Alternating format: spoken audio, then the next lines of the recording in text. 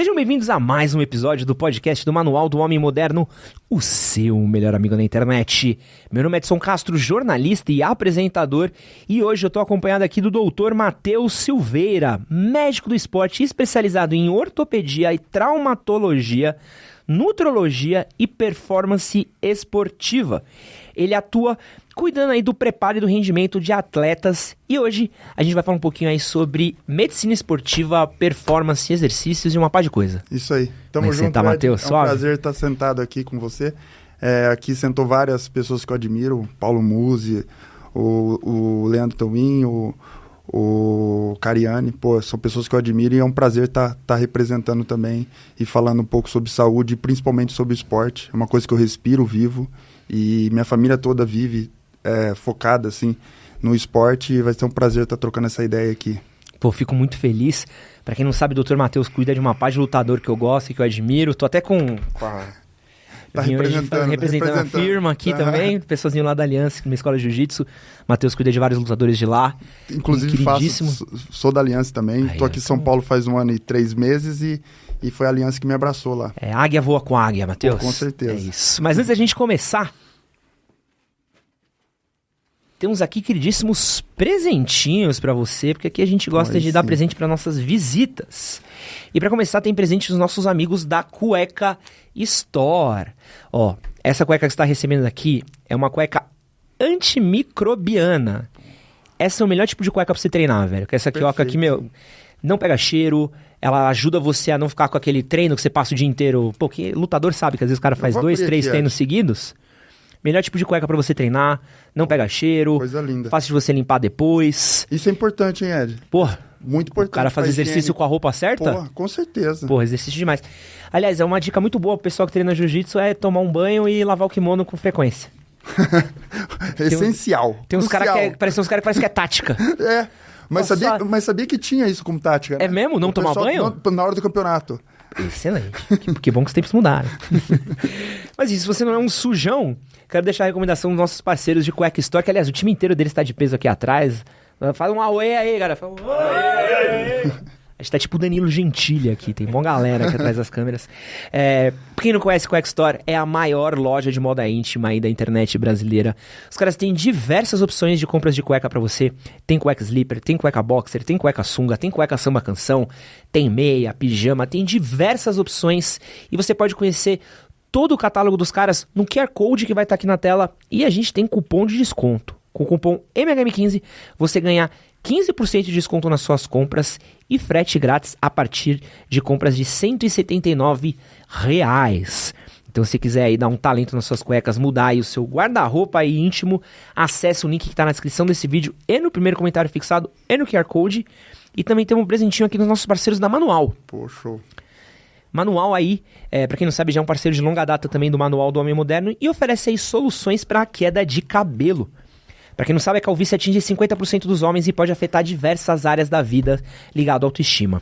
E Manual oferece tratamento comprovado e personalizado de acordo com cada caso. Todos eles são prescritos e acompanhados por uma equipe médica que te acompanha durante todo o processo. Os tratamentos servem desde os casos mais iniciais até os mais avançados da calvície. E se você fizer o tratamento certinho ali, de maneira contínua, do jeito que é passado para você, você já pode começar a ver os resultados ali a partir do 4º mês. Vamos deixar umas imagens aqui de antes e depois para vocês poderem dar uma olhadinha aí como que ficam os tratamentos. E todas as entregas são feitas aí de maneira rápida, discreta e grátis, que nem aqui a embalagem que nosso querido doutor recebeu. A gente também tem um cupom aí que é por tempo limitado, que é o cupom PODCASTMHM, que dá 40% de desconto no seu primeiro pedido. O cupom é por tempo limitado, não vacila. Aproveita o link que está aqui no QR Code, na descrição do vídeo, no primeiro comentário fixado. E eu lembrei um outro recado que eu sempre esqueço de dar, Débora. Que é para as pessoas deixarem um like. As pessoas não deixam um like aqui, ó. Deixem o like no nosso podcast. Se você está ouvindo a gente aqui via áudio também, você pode avaliar o nosso podcast nos 3 pontinhos que tem ali no Spotify. Também tem no Apple Plus, sei lá qual é o nome. O podcast da Apple. Eu chamei Apple também. iTunes? Não é iTunes. É o Apple, é o podcast da Apple. Foda-se o nome, não tô sendo pago. Não tenho que acertar o nome deles.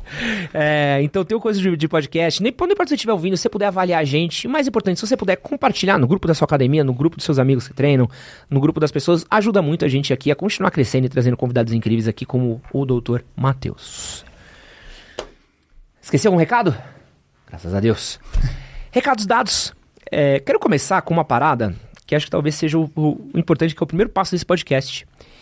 Quer pedir para você explicar, Matheus, o que é medicina do esporte, o que é um médico do esporte, porque é uma parada que a gente tem ouvido falar cada vez mais, a gente tem visto anúncios, consultórios, eu moro aqui na região perto do Tatuapé, tem vários consultórios de medicina do esporte. O que um médico do esporte faz? Quando a gente pensa em atleta de alto rendimento, a gente tem que pensar no suporte total para ele melhorar seu rendimento, né, no caso.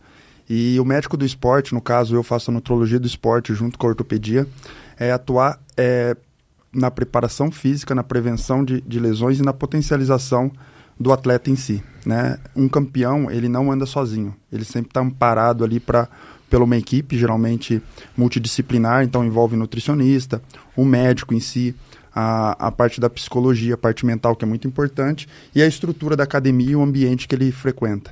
Então, assim, hoje em dia, o esporte não admite mais um preparo físico ruim, né? Então, hoje em dia, cada vez mais está elevado essa parte física.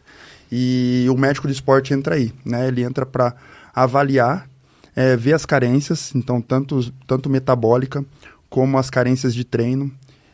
Eu gosto de identificar muito a genética de cada um. Pelo fato de eu ser ortopedista, eu avalio muito biotipo. Eu penso no atleta como um todo. Eu acho que é um dos grandes diferenciais quando a gente faz acompanhamento multidisciplinar para o atleta.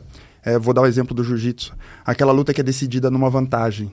Talvez o médico do esporte é responsável por aquela vantagem, ajudar o atleta a atingir esse nível. Então, hoje, quanto mais detalhe a gente ficar atento e quanto mais a gente conseguir potencializar um atleta, mais alto ele pode chegar. Claro, eu sempre falo assim, 100%. Um atleta de alto rendimento, grande campeão, ele é responsável por 100% da sua conquista. Os profissionais que estão amparando ali ele chegar, que fazem ele chegar aos 110, 120. Hoje, não é mais 100% só, tá? Eu acredito muito nisso daí. Atletas que não chegaram a ser campeões são os que chegaram até 100%. Hoje não admite mais uma carência de apoio tanto da parte médica, nutricional, psicológica e de ambiente, que é muito importante também.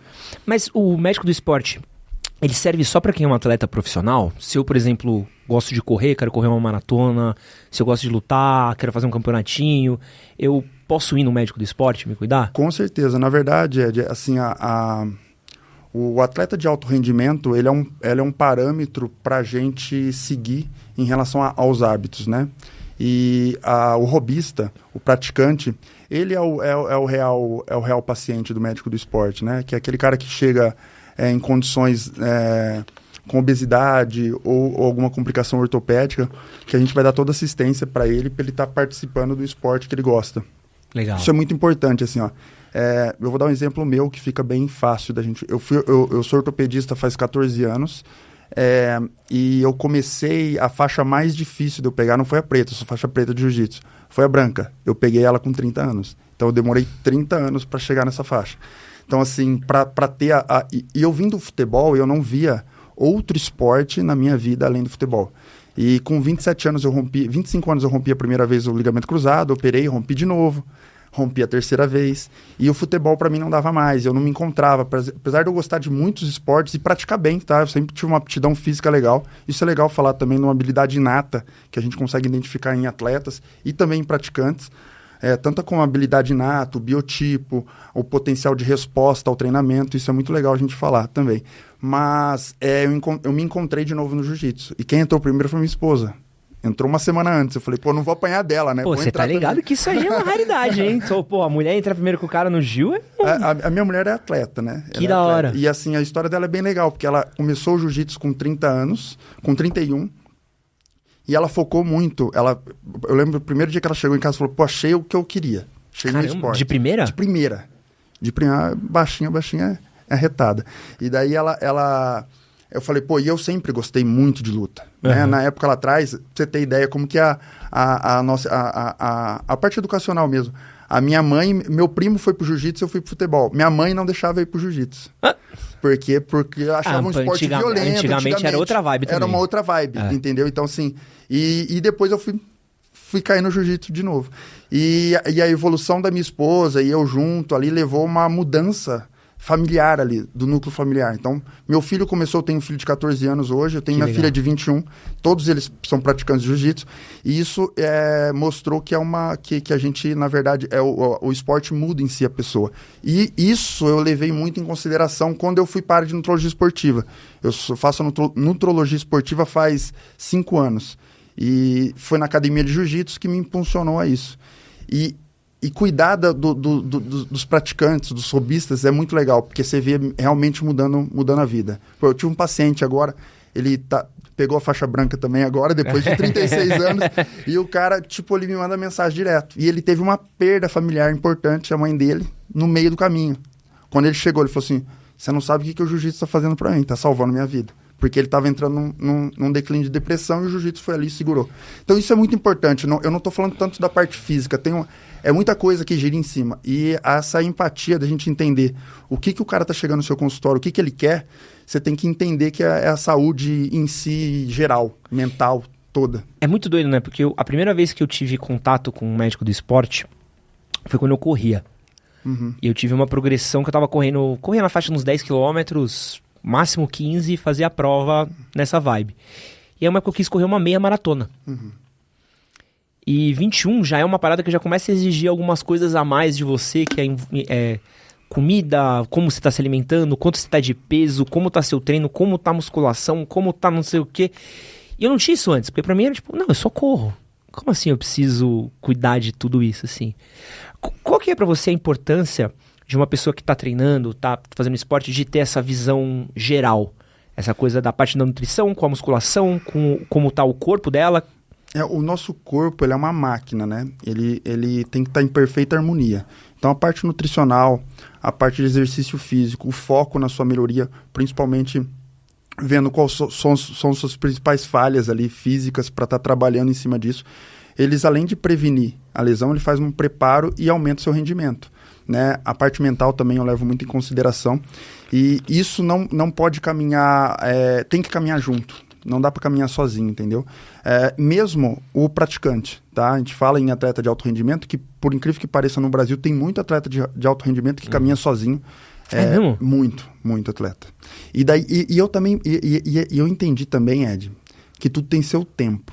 Eu vou dar um exemplo que foi uma das coisas que mais mexeu comigo nos últimos tempos. Eu tô cuidando de uma equipe que é do Márcio de Deus, é um cara da CDD. E ele tem a campeã mundial e a melhor atleta feminina do mundo hoje, e vai ser não. É já quase a melhor atleta feminina que já existiu, que chama Gabriela Peçanha. É uma menina que tinha obesidade quando criança, ela é da CDD, continua na CDD, ela é campeã 4 vezes mundial, 4 vezes campeã do ADCC. Quando eu comecei a tratar ela me falou, doutor, eu não sabia da importância de uma equipe multidisciplinar. Eu tô sabendo faz pouco tempo. O pouco tempo dela, ela já tinha sido campeã mundial na preta. Caralho! Você tá entendendo? E isso mudou um pouco o meu eu tô falando de alto rendimento, mudou um pouco o meu... O Márcio de Deus, ele trabalha com uma filosofia mamba, do Kobe Bryant. Não sei se você acompanha basquete, mas é uma coisa que eu sempre sigo ali. E trabalho. Então, ele prioriza você sempre estar treinando. E ele conseguiu uma disciplina com esse time dele que é muito legal de acompanhar. E ela foi campeã mundial fazendo o básico bem feito. Então, assim, por quê? Saúde física e mental, a mental dela. A gente tem hoje no mundo, a gente perde muito tempo com coisas que não são realmente necessárias para a vida. Por exemplo, celular, bebida alcoólica, e vão tirando a nossa saúde em si. Valorant. De que você vê Valorant é o maior desperdício de tempo que tem aí no mundo. Mas enfim. E isso ele conseguiu nessa comunidade da CDD transformar essas pessoas em pessoas puras de saúde em relação ao exercício físico. Quando eu fiz a avaliação física dela, eu até olhando ela treinando, falei, pô, dá para melhorar muito. Quando eu fiz a avaliação física dela, eu fiquei impressionado. Porque ela tem um percentual de gordura muito baixo, uma força muito grande. E eu não estou falando, eu fiz 5 avaliações físicas, 5 atletas que eu cuido dele. Os 5 são muito bons, preparados fisicamente, baseados só na cultura de treino, entendeu? E daí você pega uma pessoa dessa, que chegou a tal nível, e você consegue potencializar, você está entendendo que não vai ter para ninguém? Não vai ter então, teto, né? Então, o que eu estou querendo dizer com isso, quando a gente traz para o robista, para o praticante, é que, assim, primeiro você tem que fazer o que precisa ser feito. Então, o básico, que é dormir bem, treinar o que você pode, dentro do que você pode, dentro da sua possibilidade. Isso a gente tem que ter eu não posso chegar para você e falar, Ed, você vai treinar 5 vezes musculação, mais 5 vezes jiu-jitsu, e eu quero que você corra 1 hora por dia. Pô, você vai falar, porra, eu não vou voltar nesse médico mais nunca, né? Não, você tá entendendo? Então, eu tenho que entender qual que é a sua função e encaixar dentro disso o melhor para você. Então, a individualidade no consultório, ela é talvez o fator, para mim, que é o mais importante que a gente tem que cuidar. Ela é, acima de tudo, o padrão para você conquistar aquele paciente e, dentro da individualidade dele, você ir fazendo ele se moldar para ter além de uma performance, também se encaixar no padrão saúde verdadeiro, né? Eu não vou chegar para um cara que faz uso de bebida alcoólica, de rotina, 2, 3 vezes ao dia, 2, 3 vezes ao dia. 2 vezes ou 3 ao dia? 2, 3 vezes na semana. Essa é hora de consultar um médico mesmo. e chegar para ele e falar, olha, você vai ter que cortar totalmente o álcool. Vamos pensar em diminuir? Porque a roda vai girando. Ela gira sozinha. Quando ela começa a pegar velocidade, o paciente começa a entender que aquela bebida ali vai atrapalhar ele no treino. E o treino tá tão gostoso para ele, porque tem uma descarga hormonal no treino, né? Uma descarga mental. Ele tem inúmeros benefícios para a saúde, tanto para a saúde física como para a mental, como para a espiritual, eu também acredito, e para a saúde familiar. Então, quando ele começa a pesar na balança, ele começa a pensar que não faz tanto sentido ele tomar aquele a mais. E daí ele acaba parando naturalmente. É um processo. Porque é muito comum, pelo menos eu vejo isso, já vi com amigos assim, de, por exemplo, o cara tá fazendo uma academia, mas o cara faz aquele treino básico lá, que o instrutor dá na academia. Sim. Que é aquele perdão aí de todos os funcionários aí de academias no Brasil, mas às vezes vai numa puta má vontade ali. É aquele treino que é... Eu consigo falar de costas, desenvolvimento costas, supino, rosca direta, sabe? Aquele básico do básico do básico. E, mano, e olha lá. E deu sorte se o cara não te fizer um pouquinho melhor. Aí o cara pratica academia ali, mas pô, ele não começa a ver resultado, mas não mexeu em alimentação, ele não entende, às vezes, uma questão de saúde que ele tem, uma questão de hormônio que ele tem. Então o médico do esporte, ele dá essa visão 360 do corpo, né? Exatamente. Eu acho que esse, na verdade, faz com que aquele frequentador de academia que há 3 meses parava, continuar. Eu acho que essa é a função do médico do esporte. Ele encaixando na rotina daquela pessoa o que ela precisa melhorar e colocando de uma forma gradativa. E também, claro, tem coisas que a gente tem que realmente cortar, podar, né? Porque senão não vai dar certo. Eu deixo bem claro, assim, ó, não sou eu que vou fazer dar certo, quem vai fazer dar certo é você. Tanto pro atleta como pro paciente que vai procurar ajuda nessa parte de desenvolvimento do esporte. Mas o médico do esporte, o nutrólogo do esporte, o ortopedista, o médico do esporte, quem está mexendo com performance esportiva, eu acho que a maior função dele é essa. Ele agregar valor pro paciente para ele se manter saudável no esporte. E daí eu dou o exemplo de um carro, uma analogia que eu sempre faço no consultório. Você tem um carro, Ed, se você usar muito, o que vai acontecer com ele? Vai desgastar, certo? Se eu usar pouco, ele desgasta mais ainda pela ação do tempo. E se você cuidar, ele vai ter uma longevidade melhor, ele vai correr mais rápido. Então, assim, aí eu falo assim, ó, a gasolina do carro é o nutricionista que coloca, tá? A manutenção do carro é o médico, tá? E quando o carro quebra, quem cuida é o ortopedista. Então, a saúde do motor é o cardiologista. Então, assim, essa junção de uma equipe multidisciplinar vai fazer o seu carro ser potencializado. Você pode até tunar ele, se quiser. Que hoje tem como tunar também. Tem uma rapaziada que tuna até a mais. Passa do ponto, né? Aproveitando que a gente está nessa seara, uma coisa que a gente tem visto ultimamente é uma certa longevidade de alguns atletas, né? O Cristiano tá com quanto? Uns 37? 38? Cris Ronaldo? Acho que ele tá quase 40, assim. E é uma parada pra gente parar pra ver. O Romário aposentou Aos 38, o Romário já não desempenhava esse mesmo futebol. Ronaldinho Gaúcho, aos 38, você tá maluco, já tava... O Imperador, pô. O Imperador. A gente via antigamente os atletas aposentando bem mais cedo do que a gente vê hoje. Um Cristiano Ronaldo, que, pô, ainda tá num desempenho... Pô, imagina. O robozão... Se viesse aqui pro Brasil, ele era rei no Brasileirão. Também só tem bagre aqui.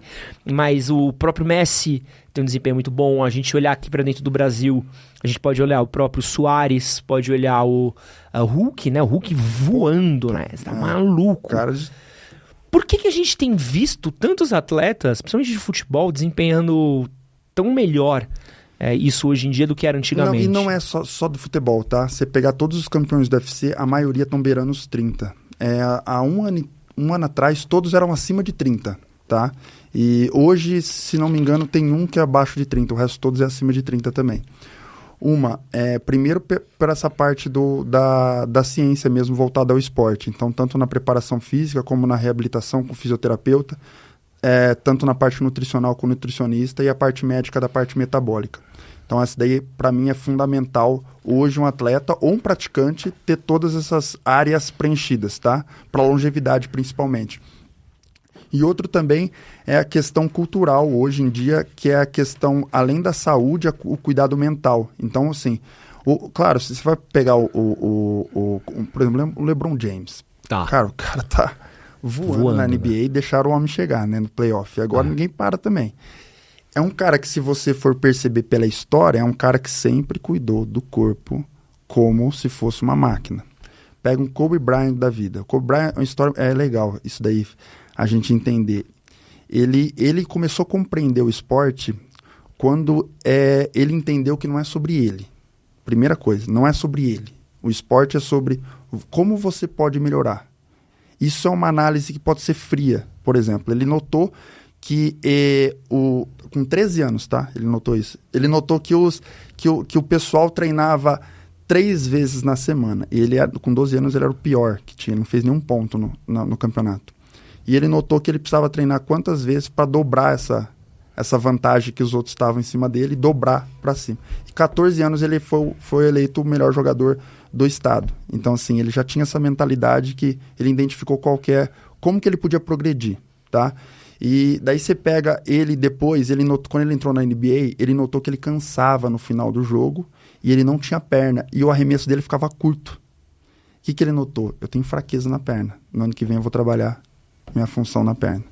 Então, assim, essa maneira de um atleta identificar é mais difícil, o próprio atleta se identificar. Ele é totalmente fora da curva. Ele é um cara que treinava musculação 4 horas da manhã. Se todo mundo acordasse às 4, ele ia treinar às 2. Ele fez isso já, entendeu? Quando todo mundo começou a treinar junto com ele, foi para as 2 horas. Então, é um cara que conseguia identificar. Mas muitos atletas não identificam. E daí, quer dizer, e ele também tinha a equipe multidisciplinar, o LeBron James tem. E hoje não, todo mundo tem uma equipe multidisciplinar. Então eles conseguem enxergar a fraqueza do atleta, ele consegue hoje, através de exames de sangue... Você já percebeu que às vezes o cara tá voando no time e de repente ele vai descansar um jogo, tá?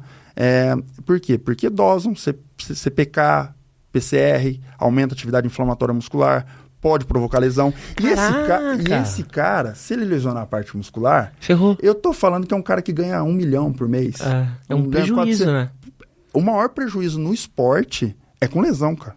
Então, assim, a importância de uma equipe multidisciplinar para um time de um Real Madrid, um Barcelona, ela é às vezes mais importante que muito atleta. Porque, assim, ela vai fazer com que o Cristiano Ronaldo jogue a temporada toda. Porque é uma parada muito doida, né? O Léo acompanha bastante futebol há bastante tempo. Pô, quando a gente era moleque, era normal pra caramba você ver atleta se lesionando, assim. Ronaldo... e era comum, os caras iam, machucava mesmo, ficava um ano fora, ficava às vezes tipo coisa de muito tempo e uma lesão cabulosa, né? Cara, o que é legal, assim, quando você vai estudar um pouco da genética, a gente sabe que tem pessoas que têm fibras diferentes das outras, fibras brancas, mais rápidas, que são aqueles atletas de potência. E dependendo do grau de quantas fibras que ele tem, isso é genética, tá? Você pode melhorar elas, só que assim, quem tem mais... Por exemplo, um atleta que é lento nunca vai ser rápido. Tá. Ele pode ser um pouco mais rápido, mas nunca vai ser um velocista. Tá. E um atleta velocista, ele não vai conseguir fazer uma corrida tão longa, porque o predomínio dele é de fibras mais rápidas, de explosão. Tipo um Bolt. 100 metros. O Bolt é engraçado, a história da vila dele. Ele veio de um lugar da África, que a Jamaica, na verdade, só tem corredor. Uhum. Daí eu vou falar um pouco... Vou continuar, depois eu volto ali. Tá. A Jamaica só tem corredor... um país que tem mais corredor de 100 metros rasos. Né? Uhum. O que acontece? Quando foram estudar a parte genética, principalmente da aldeia do Usain Bolt, verificou que aquela aldeia tem muita gente com fibra muscular rápida. Tá? E daí, o que foi visto, da onde eles vieram, era uma tribo de guerreiros. Aí, os melhores guerreiros foram colocados no navio. Desse navio, os melhores sobreviveram, porque muitos morriam, e foram habitar a Jamaica. Então, a Jamaica é um berço de pessoas com fibras rápidas. Provavelmente no Quênia deve ter uma de longa duração. E daí, tipo, isso é pela escravidão, né? Pela dissipação dos povos. Mas daí você pega o americano. Tem muito americano ali que veio dessa tribo também, indiretamente, ou veio da África, a maioria dos corredores de 100 metros rasos. Na Jamaica, a corrida de 100 metros é uma cultura. Então, tipo assim, não tem a NFL. Inclusive, é o exemplo que eu vou dar. Da NFL nos Estados Unidos para corrida na Jamaica. Paralelo. Então, assim, essas pessoas que se destacavam lá viravam corredores de 100 metros, que era a chance deles serem conhecidos no mundo, ganhar dinheiro. Nos Estados Unidos, não. Se você for pensar o corredor de 100 metros e o cara da NFL, quando ele chega no college, o cara é bom nos dois. Tanto é que teve um receptor da NFL que ganhou já no college de um cara que ganhou bronze pelos Estados Unidos. Por quê? Porque o poder aquisitivo é maior. Então, o cara prefere ir para a NFL. E daí fica... Então, essa parte da genética, quando a gente vai entender em relação a fibras, em relação à longevidade, em relação à lesão, a gente começa a identificar também, pela genética, onde que o cara tem que estar exercendo ali para ele lesionar menos, o que a gente tem que fazer com aquele passe, o que tem que trabalhar, por exemplo, num cara que tem fibras muito rápidas. Primeiro, você vai colocar ele numa posição correta no campo. Por exemplo, um lateral geralmente tem uma fibra um pouco mais rápida que um cara que é zagueiro. Pode né? crer. Só que tem zagueiro que tem uma potência muito rápida. Aí você pega um cara que tem muito músculo, ele tem um potencial de fibras rápidas muito... Se ele for encurtado, ele vai aumentar o risco de lesão. Então você tem que trabalhar mobilidade, trabalhar alongamento. Então, uma coisa que é uma visão que parece... Porque, mas se você for jogar para um atleta de alto rendimento, e daí você joga para essa clínica também, entendeu? Você identifica se o cara tem um encurtamento, se o cara tem... Esse cara aqui então isso faz sentido, por exemplo. Não adianta mais a gente ter aquela mesma técnica de puxar um treino, por exemplo, para os 30 jogadores do elenco fazerem o mesmo treino. Não tem. Cada um tem que fazer um trabalho diferenciado. Eu acho que isso é o grande diferencial dos grandes clubes, na verdade. E assim, a consciência do atleta está chegando. Nos Estados Unidos já chegou faz tempo, mas aqui no Brasil também. E daí, isso que eu acho assim, ó, que o brasileiro tem uma coisa, o atleta brasileiro tem uma coisa que é diferente de todos, tá? Você pega o americano, ele passa pelo college, correto? E daí ele escolhe o que ele vai querer ser. E daí ele inclusive, por exemplo, o Kobe Bryant pulou o college e foi direto para a NBA. Mas ele escolheu uma faculdade para fazer. E o brasileiro, atleta da favela, o que ele vai ter que fazer? Não tem. Ele vai ter que trabalhar de tudo. Vai ter que pedir dinheiro no sinal. Mas ele tá ali, entendeu? Então, assim... Tudo bem, a parte genética tem envolvido, mas a vontade, eu acho que ela supera tudo, entendeu? Então, assim, dessa parte de alto rendimento eu penso nisso. Por isso que eu falo dessa longevidade no esporte. Quem tá com essa parte física redonda e com a vontade, ele pode hoje chegar nos 40. Ciborgue da vida, que é do jiu-jitsu, o cara tem mais 40. É bizarro. Glover Teixeira, cara. Glover Teixeira, acho que é o maior exemplo na luta de longevidade, espera... Porque o cara queria ser o campeão do UFC.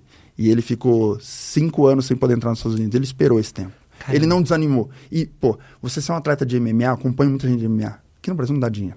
Nada. O cara não consegue sobreviver bem. Entendeu? E esse cara teve a perseverança de conquistar ali, passo a passo, e mexer no corpo dele. O cara é uma rocha, entendeu? Cada vez que eu vi ele no UFC, parecia que ele tava mais pesado. Então, pra mim, isso daí no esporte é encantador. E eu tenho uma mania de... Como eu sou ortopedista, eu olho pra tudo. Então, às vezes eu olho uma pessoa e falo, puta, aquela pessoa podia ser boa naquele esporte ali, né? Você começa a ficar meio pirado e é legal isso. Eu acho que... E o próprio atleta, a consciência corporal dele, permite ele, às vezes, ele mesmo entender de uma maneira intuitiva o que ele tem que fazer, entendeu? Isso é muito legal. Eu acho que o esporte é fantástico por causa disso. E no paciente, no hobbyista, você também tem que identificar para dar longevidade para ele. Então, essa equipe multidisciplinar, junto com o olho clínico e individualidade, é essencial hoje para qualquer praticante do esporte, tá? Qualquer nível. Você falou bastante de longevidade. A gente abriu uma caixinha de perguntas na nossa aba de comunidades. E quero deixar um recado aqui, ó. Quem quiser mandar perguntas pra gente, pode mandar em www.mhmresponde.com.br e também pode mandar nas nossas abas de comunidade, tanto do canal principal como também no canal de podcast, que a gente tá sempre abrindo para as pessoas perguntarem. E o João Pedro Andrade, ele perguntou o seguinte: qual seria o principal exercício físico a se praticar visando a longevidade? Qual que é a prática melhor para eu envelhecer bem? Primeiro vou dar uma diferença básica entre atividade física, exercício físico e esporte. São coisas diferentes, né? Atividade física, a partir do momento que você saiu da cama, você começou a realizar uma atividade. Então, você chegou, escovou os dentes, é uma atividade de escovar os dentes. Uns praticam mais do que outros. Exato. Tem gente que não pratica Infelizmente. Essa primeira atividade do dia. O exercício físico é uma atividade física através do exercício voltado à sua preparação física e também à longevidade, à saúde. Em um esporte, é um exercício físico com regras, né? Então, ele enquadra ali dentro de uma regra que você pratica. O exercício físico mais completo, se a gente for pensar porque a gente tem que dividir o exercício físico em duas vertentes, assim. Resistência e resistido, tá? Resistência é o aeróbico e o resistido é a parte de força e ganho de massa. Então, assim, dentro do resistido, a musculação ela é a mais básica, mais acessível, tem toda hora, você pode fazer em qualquer lugar, inclusive tem exercícios com o próprio peso do corpo, e não tem desculpa para não fazer. Então, eu priorizo muito a musculação. Músculo é vida, Ed, você tem que entender isso, músculo é vida, tá? Então, assim, você tem que fazer uma atividade que te dá músculo, porque o músculo aumenta a sua taxa metabólica, ele faz com que o nosso corpo entre em perfeita harmonia, tanto da parte hormonal como da parte cognitiva, porque ele libera muitos hormônios da parte de cognição, e ele diminui a oxidação também do cérebro. Então, assim, músculo é vida. Primeiro a gente tem que pensar dessa maneira. Se a gente pensar dessa maneira, a gente vai ter que adaptar um exercício que gere músculo. A musculação seria o mais básico e mais fácil, mas tem o crossfit, tem a própria natação, que ela se completa, ela é um esporte, mas ela pode ser desenvolvida também como... O crossfit também é um esporte, mas também se comporta como um exercício físico. E daí, quando a gente vai pensar na saúde cardiopulmonar, a gente tem que pensar em algum exercício aeróbico. Aí pode variar entre natação, pode variar entre bicicleta, ciclismo e corrida, por exemplo. Então, assim, agora, como fazer isso? Aí tem várias estratégias, entendeu? Então, assim, por exemplo, a musculação, ela tem várias formas de você fazer. Primeiro, você vai identificar se a pessoa precisa de um treino metabólico, que é aquele treino que perde mais calorias, tipo um HIIT. Vai precisar de um treino de hipertrofia, onde vai gerar um aumento do ganho de massa, ou você vai pensar num treino de força, porque ela precisa ganhar força. Isso é legal, viu? São duas coisas diferentes, força e hipertrofia. Que às vezes você vê um cara grande, quando você sente... No jiu-jitsu não dá pra sentir isso. Você vê um cara muito grande, você sente que não é tão forte. Aí você vê um cara pequeno, que teoricamente você fala, não, esse cara aí não tem tanta força. Quando você... Primeira pegada dele, eu falei, eita... Porque quando você trabalha a força, por exemplo, as fibras, a comunicação nervosa nossa, ela age de uma maneira simétrica. Então, vou contrair o peito, um peitoral, fazer o supino. O cara que tem bastante força, as fibras dele vão juntos. E o cara que não tem tanta força é porque não tem uma resposta tão formada ainda. Então, a fibra mexe em desarmonia. Então, ele não consegue... Isso se explica o cara que faz barra e não é tão forte. Vai lá, de tanto ele fazer as fibras dele pela comunicação nervosa, criou aquela aptidão de fazer a fibra. O jiu-jitsu é interessantíssimo, o jiu-jitsu, porque é uma comunicação de vários grupos musculares de uma maneira só para gerar um vetor de força. Por exemplo, já senti um peso de um cara que você falou, como que esse cara pesa tanto no 100 quilos? Cauê, um abraço aí pro Cauê. Esse cara criou uma consciência corporal, talvez ele foi na prática, não foi uma coisa pensada, que ele trabalha a força do core, do abdômen, da lombar, do peitoral, da puxada, da perna, do posicionamento que gera um vetor. Naquele ponto que você sente aquela pressão, é de uma forma coesa e simétrica. Pô, não sei se você conhece Cauê, a força. Que é professor de Nogi, ali na Moca. Não conheço ele. Faixa preta, bizonho. Bizarro. Ele é menor que eu. É bizarro. Ele é menor que eu, acho que ele pesa um pouquinho mais que eu, só que ele tá super em forma. Cara, o maluco te pega... pelo menos eu que Sim, sou sim, faixa menor, sim. parece que eu fui imobilizado. Não, Eu mas consigo me mexer do peso do cara que... Cara, Ed, isso daí eu sou faixa preta, eu sinto também peso Isso é muito doido. e eu sinto peso de faixa colorida também. Você percebe que isso daí é aptidão física. Aptidão física, habilidade inata, é legal. Isso daí, habilidade inata é aquele cara... Sabe aquela criança que você fala, pô, você leva jeito pra aquilo? Uhum. Ele aprende, ele já tem a consciência corporal dele parece que já nasceu pra aquilo. Mas essa é uma... voltando um pouquinho, uma parada que eu queria reforçar. Eu vejo muito, por exemplo, principalmente aqui no bairro, que é um bairro de velho, né? Uhum. Pô, tem velho pra arregaçar por aqui. Só abre farmácia aqui na região. E eu vejo muito velhinho, eu sempre olho assim, uma galera, tipo, muita dificuldade de andar, muita dificuldade de se mexer, coluna torta, você vê uns velhinhos que tá fazendo drift, tá ligado? Começa de pé, mas tá pra baixo, assim. Se eu fizer uma prática esportiva, uma musculação, eu consigo envelhecer ereto, pelo menos? Não sei se... Você tá com quantos anos? 36. Tá, eu tô com 40, Tá. A partir dos 40 anos, a cada década, se você não pensar na sua saúde física e muscular, você perde 17% da potência, você vai perdendo, e 10% da força. Caralho. E a força de quadríceps, ela tá relacionada à longevidade. Então tem um teste que a gente faz, que você coloca o paciente sentado, o idoso sentado, e você pede para ele andar 10 metros ali. A velocidade do tempo vai dizer mais ou menos a expectativa de vida dele. Então, aquele que é mais rápido, ou seja, ele tem uma saúde física, muscular e cardiopulmonar melhor. Então, teoricamente, ele vai viver mais. Não é uma matemática exata, nunca é, mas aquele que tem a dificuldade E daí, assim, você envolve o trabalho, né? Você trabalha o grupo muscular, um agachamento, uma puxada. É a senhorinha que vai no mercado fazer a compra e tem que passar as coisas no carrinho. É o senhor que tem que levantar do vaso sanitário. Eu tô falando sobre isso, entendeu? Então, assim, o exercício físico é extremamente importante em todas as idades. Não tem hora para começar. Basta você começar. Quanto antes você começar, melhor vai ser. Uma, pela sua adaptabilidade ao treino, porque você já sabe fazer aquele movimento. A maior dificuldade da pessoa entrar na academia é a vergonha, né? E daí eu volto a falar, não é sobre você, é sobre sua saúde, é sobre sua longevidade, às vezes é sobre seus filhos. Uhum. Eu pego muito nisso. Tem filho, eu vejo que aquele cara foi no consultório, e eu vejo que ele não tá saindo eu pego no filho dele. Falo, você quer viver com seus filhos bem? Quando você tem que cortar isso daqui, você tem que fazer aquilo ali. Então, assim, você tem que ter um propósito ali para estar iniciando. Se o propósito da sua própria vida não for o suficiente, a gente vai ter que achar. E o esporte é uma válvula, porque ele te cria um propósito, um princípio, que é uma coisa que você gosta de fazer, porque você sempre admirou, e você entra ali e você começa a cuidar mais ainda da sua saúde. Então, essa longevidade em relação aos velhinhos é extremamente importante. E não tem hora para começar, entendeu? Não tem hora. O músculo não vai reagir como um jovem? Nunca, mas você começou, entendeu? Então você vai viver mais, com certeza. O Marcos Medrado, ele perguntou o seguinte: é muito difícil ganhar massa muscular após os 40 anos?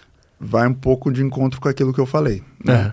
Isso, a resposta é muito interessante, porque a resposta varia de cada um, tá? Claro que é mais difícil, porque envolve a saúde metabólica como um todo, né?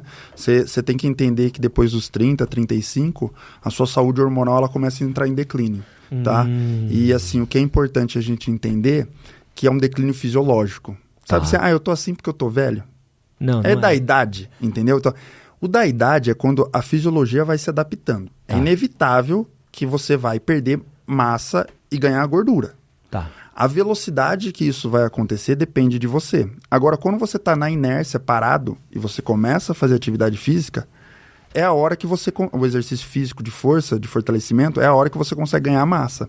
Então, sim, tem como você nunca ter feito exercício físico na vida e com 40 anos começar a fazer e começar a ter uma potência, porque seu músculo é adormecido, seu músculo não tinha estímulo para aquilo. Então, ele vai conseguir. Agora, se você pegar um indivíduo totalmente treinado, a tendência é ter o declínio. Aí envolve a saúde metabólica hormonal também, que daí a gente tem que identificar se tem alguma carência para fazer uma reposição. Não só da parte hormonal, tá? Que eu tô falando. Mas de vitaminas, do que ele precisa em relação à dieta, uma dieta mais rica em proteína, uma dieta jogando carboidrato. O nosso corpo é uma caixa, assim. Você come e gasta, come e gasta, come e gasta. O que o obeso faz? Ele come demais e gasta de menos. O que é o cara que tem catabolismo mais rápido, por exemplo, um ectomorfo, aquele que não ganha massa muscular?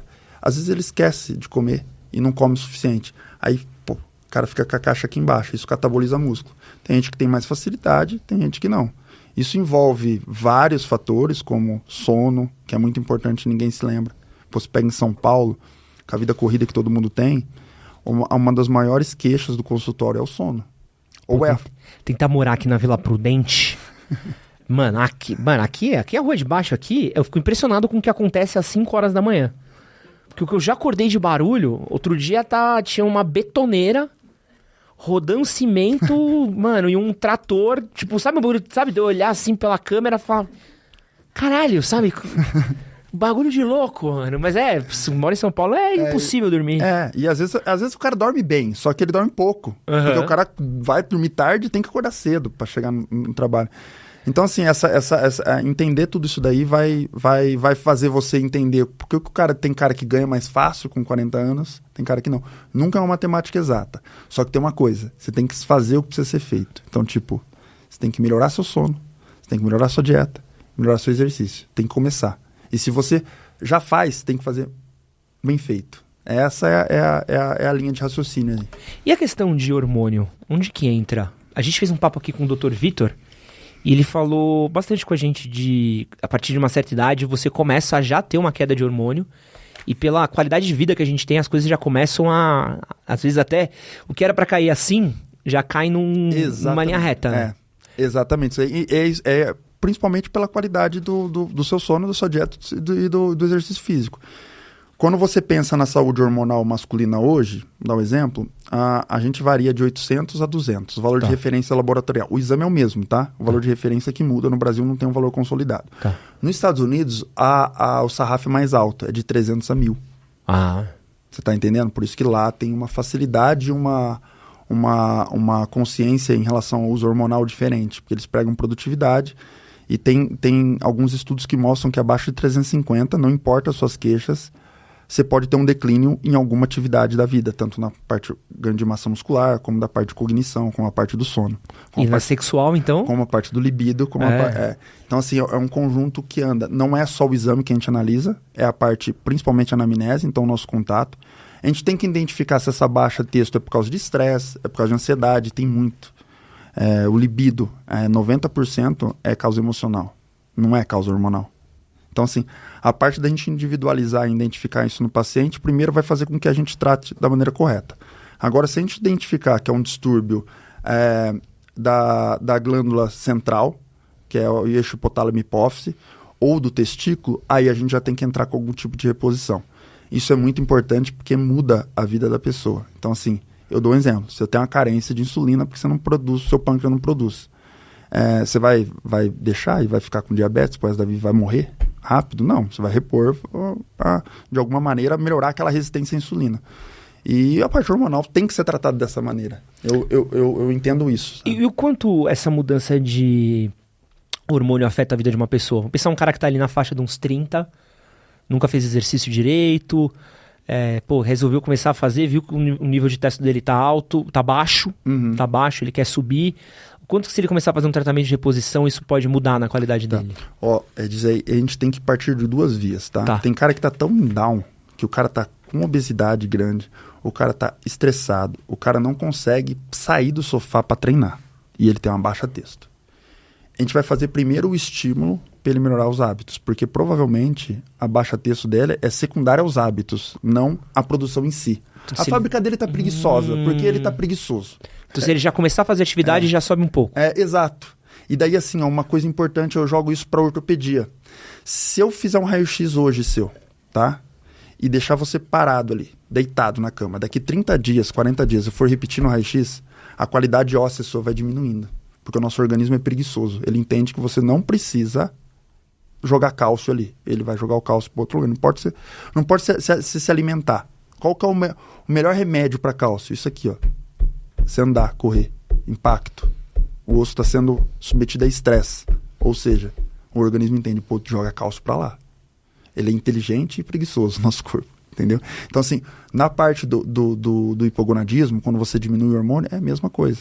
Então, assim, O músculo, ele tem muito receptor hormonal. Ele abraça, ele chama. Então, pô, você começa a praticar exercício físico, você começa a dormir melhor, você começa a ter uma atividade mais prazerosa, desenvolver hormônios da parte mental, sua saúde mental melhora, o seu hormônio começa a sua fábrica. O próprio músculo fala, ei, testículo, me manda mais hormônio. O testículo, ei, glândula, me manda mais matéria-prima. Daí começa o corpo fluir. Só que tem cara que tá em down, que daí o cara tá na lona. E ele não consegue ninguém pra erguer ele. E daí, às vezes, você faz uma reposição hormonal para ele dar uma subida de nível. Você age pelo outro princípio. E daí, ele subindo o nível, depois você para, restabelece o eixo hormonal, porque toda vez que a gente usa hormônio de fora, sua fábrica fica, que já era preguiçosa, fica parada. O que, no meu ponto de vista, em relação à parte hormonal, a gente tem que tomar muito cuidado. Porque se o cara não tiver um problema na fábrica e você deixar ela parada por mais tempo, pode ser que ela nunca mais volte. E o cara vive dependente. E você não acertou os hábitos dele. Então, o ideal nunca é tipo o cara que tá, sei lá, completamente parado. Qual é o nome da palavra? Esqueci. Ocioso? Não, que não faz exercício. Sedentário. É ele mexer naquilo. Não. Primeiro faz exercício, depois mexe no hormônio. Primeiro você tem que andar pra eu te empurrar. Não dá pra você não tá sentado e eu te empurrar, você vai... E tem gente que quer empurrar o cara forte, o cara cai. Se você tiver parado, o cara chegar te empurrando forte, tô dando um exemplo do hormônio, você vai cair. Agora, pô, não, você tá andando, ou você tá parado, daí você começou a andar. Aí eu começo a potencializar, eu não tô falando só de hormônio, eu não tô falando de suplementação básica mesmo. Aí o cara começa a fluir. Que é a diferença do atleta de alto rendimento. O que o atleta de alto rendimento ele é? Ele tá correndo a 100 km por hora. Só que sabe quem que é o campeão? Quem corre a 101. Você tá entendendo? Hoje, tá todo mundo aqui, ó. O nível tá muito alto de tudo. Então, assim, o 101, quem que pode dar? Talvez uma equipe multidisciplinar, identificando a individualidade de cada atleta. Então, isso é muito legal, porque sempre eu transporto para o atleta de alto rendimento, porque assim, ó, se seu sarrafo for eu, é uma coisa. Se seu sarrafo for o Scooby, é outra. Ferrou. Ou seja... Não. O Scooby é um atleta que a gente conhece, não o Scooby-Doo, pra quem não tá conhecendo. Verdade, pô. Estamos falando que eu esqueci que tava no podcast. Scooby, ele foi campeão mundial. Foi vice-campeão mundial, campeão pan-americano em todas as faixas, campeão mundial em todas as faixas. Ele é bizarro, bizarro. Então, assim, quando a gente coloca ele lá, a gente sempre vai estar atrás. Só que se você tiver uma predisposição até aquela sensação de competitividade... Não tô falando com ele, tô falando com você mesmo. Você sempre vai estar querendo chegar... Não tô falando pra chegar perto, que ele é atleta de alto rendimento, mas você vai visar o que ele faz, vai fazer em nível inferior, intensidade inferior, mas vai, entendeu? E daí eu falo, você vai escalar uma montanha, tem um Everest aqui. Se você olhar lá no topo, você vai falar, puta que pariu. Desculpa a palavra. Que preguiça, né? Agora, se você pensar assim, ó, eu vou pôr um pé atrás do outro aqui. E primeiro eu vou alcançar 1.000 metros. Depois dali, eu vou alcançar 2.000. Depois dali, eu vou alcançar 3.000. Então, a expectativa é outra. Primeiro que o caminho que você tem que chegar, ele já é mais curto. E daí você já muda. O que eu tenho que fazer para chegar até ali? E depois dali, o que eu tenho que fazer para chegar até lá? Aí você começa, até o paciente, eu estou falando do paciente, não do atleta de alto rendimento, mas também. Mas daí ele começa a entender o princípio do que ele está fazendo, o porquê que ele está fazendo. Eu sempre deixo bem claro o porquê que ele está fazendo. Não é só falar, você tem que comer aquilo. Não. Por que você está comendo proteína nesse horário? Qual que é o melhor horário de comer proteína? Qual que são os times ideais para você ganhar massa e proteína? É quando você dorme. Porque é quando o seu corpo está se regenerando. A proteína, o que ela faz? Manutenção e regeneração. Então, ela mantém seu músculo e regenera. Se ela regenera e faz a manutenção, você consegue fazer o quê no outro dia? Treinar mais forte. Então, secundariamente, ela faz hipertrofia. Se você jogar ela na maneira correta, o músculo absorve e regenera mais rápido. Então, tem detalhes que, sim, não é só para atleta de alto rendimento, é para qualquer um. E é básico. Às vezes eu vejo muita gente no consultório para escutar o óbvio. Mas quem que nunca foi em algum lugar pedindo ajuda para escutar o óbvio? Porque, ou uma dieta que ele já sabe, mas colocar no papel para ele ler e seguir. Então, isso eu acho que é... E daí eu falo, todo mundo sai do ponto A ao ponto B. Você nunca vai sair em linha reta. Você vai sair assim, ó. E a questão de anabolizante? Porque a gente tem... Agora, recentemente, o Conselho Federal de Medicina falou que tá proibido a produção de anabolizantes aí para fins estéticos. Mas a gente sabe que em diversas modalidades, e aí eu vou tentar... A gente pode falar várias aqui, né? Tem do bodybuilder, tem também casos de atletas de jiu-jitsu, o próprio Mika foi pego recentemente no doping, a gente tem diversas outras modalidades que a gente sabe, mas não são casos declarados. Como é que é essa relação do anabolizante? Porque eu vivi numa geração, a gente viveu numa geração... onde tinha um terror no anabolizante. Sim. Era como se fosse, meu Deus, o anabolizante. Minha mãe achava que proteína era bomba. Ela não deixava entrar na academia. Falei, você vai ficar que nem aqueles caras? Eu falei, agora, tipo... Quando era... Falei, pô, agora eu imagino, mãe, é muito difícil ficar que nem aqueles caras. Não é fácil, não. Fica sossegado, ela dá risada. Mas aí, anabolizante é vilão ou não é? Qual que é a do anabolizante? Ó, assim, a gente tem que entender. Primeiro, vamos falar sobre o que essa norma do conselho aí. Primeiro que o anabolizante para estética sempre foi proscrito. Então, ele não era proibido, mas teoricamente não tem embasamento. Não podia dar. O que eles fizeram? Só colocaram o que está proibido. Então, assim, existe quem quer e quem precisa. Para quem precisa, sempre foi liberado. Ponto. Então, esse aqui é um ponto. Então, não tem que ficar sensacionalizando essa norma do CFM, porque ela já existia. Só não estava na norma, né? Mas eu, como médico, se eu prescrever para estética, eu posso ser processado antes e agora. Igual, tá? Posso perder meu CRM antes e agora também. Quando você pensa no atleta de alto rendimento, daí a gente vai falar um pouco das Olimpíadas. É uma coisa de gato e rato, tá? Então, assim, se você mudar hoje a molécula da testosterona para não cair no doping, talvez daqui a um tempo vai cair. Então, a corrida dos atletas de alto rendimento naquela época lá atrás, da Rússia, onde deu aqueles escândalos. Excelente documentário, eu sempre falo dele, acho que é Projeto Ícaro. Isso. Vale super a pena assistir. É legal pra caramba. Daí, assim, em relação a isso, você identifica que, tipo, eles mudaram a molécula, só que, assim, gato e rato, né? Um correndo atrás do outro. Então, o doping vai lá, melhora a máquina, a sensibilidade melhora. Por exemplo, um carro de 1990 não é igual o carro de hoje. Uhum. Hoje tem carro que anda sozinho. A máquina, que é a espectrometria de massa e cromatografia gasosa, são um padrão ali para doping, que é pela urina. Todo mundo fala, outro dia eu vi o cara falando, por que não faz todo mundo no sangue? Sangue é para detecção rápida. Uhum. A urina é o que sobra. Sempre vai ter uma gotinha lá sobrando. Por exemplo, o John Jones foi pego 2 vezes com turinabol, tá? Com 30 picogramas. Cara, nada. O que é picogramas? Picogramas é tipo... Menos que miligrama? Bem menos. Meu Deus. Uhum. E ele foi pego com 30 e com 20. Ou seja, ele foi pego com 30, continuou não tomando nada e voltou e ainda tinha no sangue dele, que é o que ele fala. Hoje, porque assim, a máquina está cada vez mais sensível. Hoje, o UFC colocou que abaixo de 100 picogramas não é mais doping. Eles estão colocando isso, a usada. Por quê? Porque, cara, senão vai começar a cair muita gente que já usou faz muito tempo e esse efeito do picograma não tá fazendo mais efeito pra ele. E porque muitas pessoas não sabem também, é muito comum, e aí, não precisa concordar comigo, tá? Pode se abster. Mas é muito comum já comecei... Famosas últimas frases, né? Já me autodefendeu, né? Você não precisa... Mas é muito comum atletas de alto rendimento, luta, até mesmo Olimpíadas, os caras fazem uso de anabolizante, mas o próprio médico deles, nesse documentário, fala bastante sobre isso. O cara já faz uma conta de quanto tempo ele vai ser pego. Então, fala assim, você vai tomar isso, mas daqui 3 meses vai parar de acusar na sua urina e no seu sangue. Então, a gente vai fazer um tratamento até...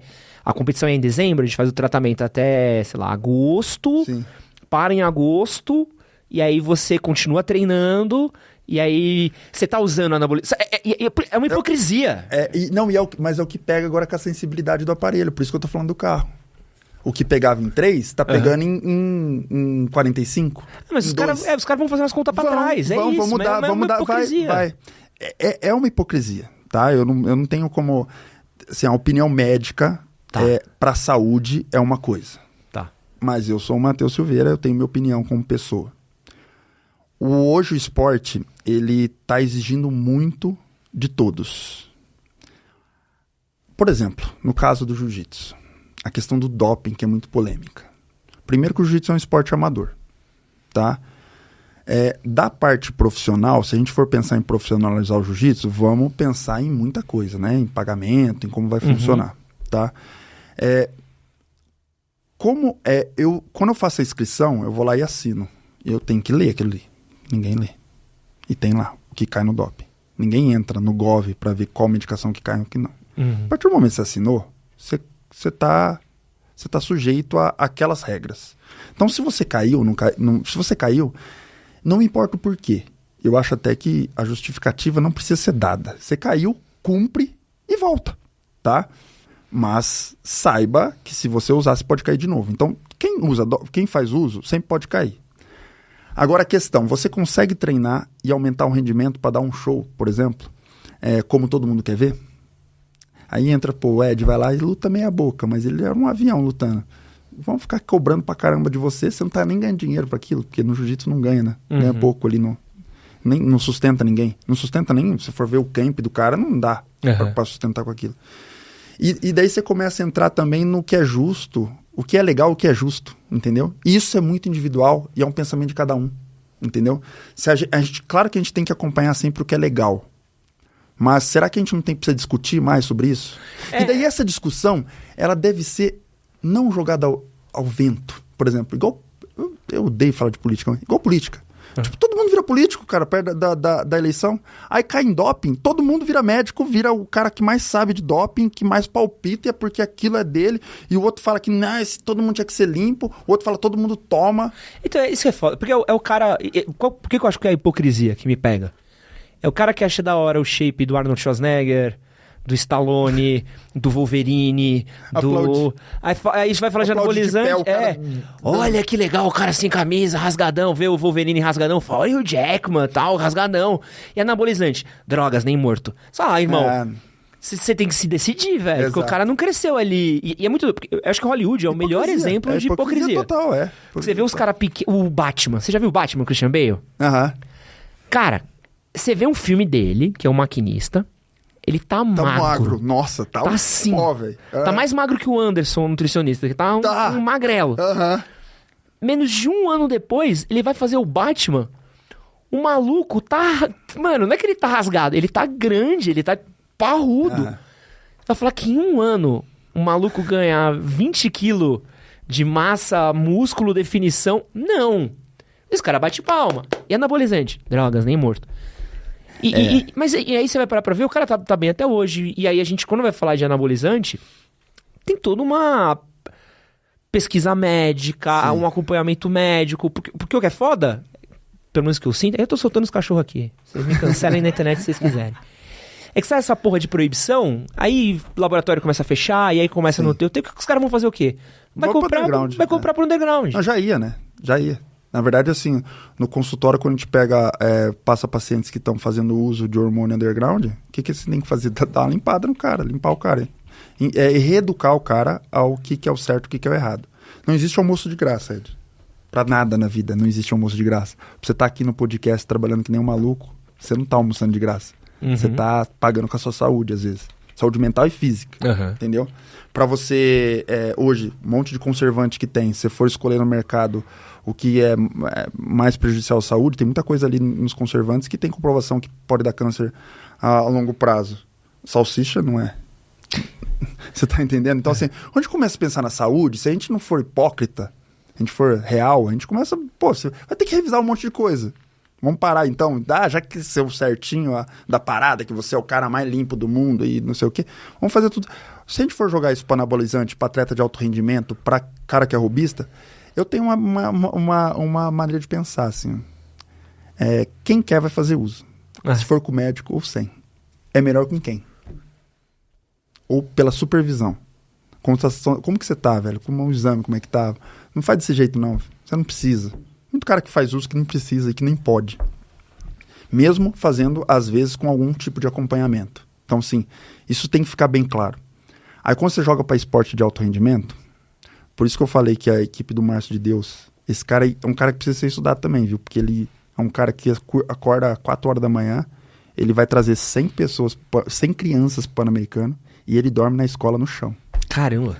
E é um cara que tá conquistando muita coisa. Ele começou jiu-jitsu com 23 anos.